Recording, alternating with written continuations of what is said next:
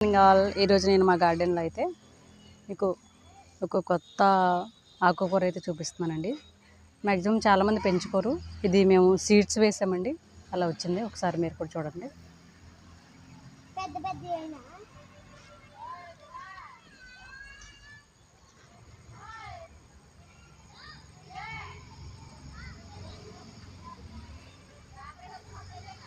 ఇది ఎర్ర తోటకూర అండి, చాలా హెల్దీగా ఉంది. వీడియో తీసిన తర్వాత హార్వెస్ట్ చేద్దామని చెప్పి ఇలా ఉంచాము. అలాగే బెండకాయలు కూడా చాలా హెల్దీగా వచ్చాయండి.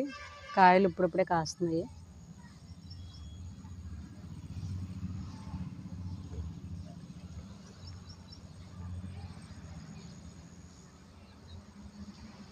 ఇంకా కొన్ని బెండ మొక్కలకి అయితే చిన్న చిన్న పిందెలు ఉన్నాయి. అలాగే ఇది లాస్ట్ టైం పెంచుకున్న గోంగూర, మొన్నే హార్వెస్ట్ చేసాము. ఇలా ఉంది. తులసి మొక్క అయితే ఫస్ట్లో చిన్న మొక్క వచ్చిందండి, ఇప్పుడు చాలా పెద్దగా అయిపోయింది. చూడండి ఎంత బాగుందో. సో అలాగే గోంగూర మొక్కలు కూడా వేసుకున్నాం.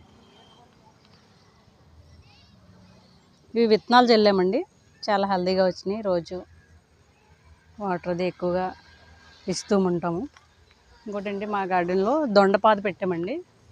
చూడండి దొండకాయలు ఎన్ని ఉన్నాయో.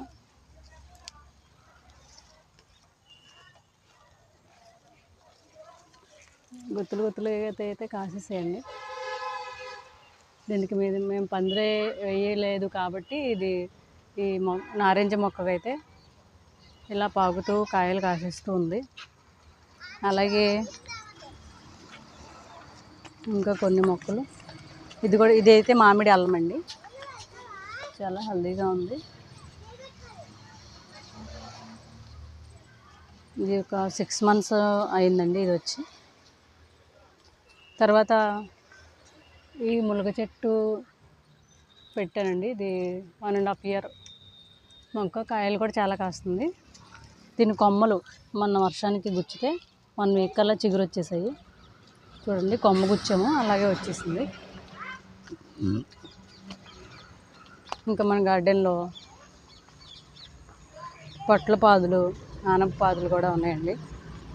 ఇవన్నీ ఇంకా చిన్న చిన్నగా ఉన్నాయి. అండ్ చిక్కుడు అయితే ఇలాగా రెడీ చేస్తున్నానండి. అంటే ఎక్కువ పందిరేస్తే బాగుంటుంది, కానీ మాకు స్పేస్ తక్కువ ఉండటం వల్ల ఇలాగ నేను చేస్తున్నాను. ఇలా అయితే ఎక్కువ స్పేస్ అనేది పట్టదు. ఇవి హెల్దీ.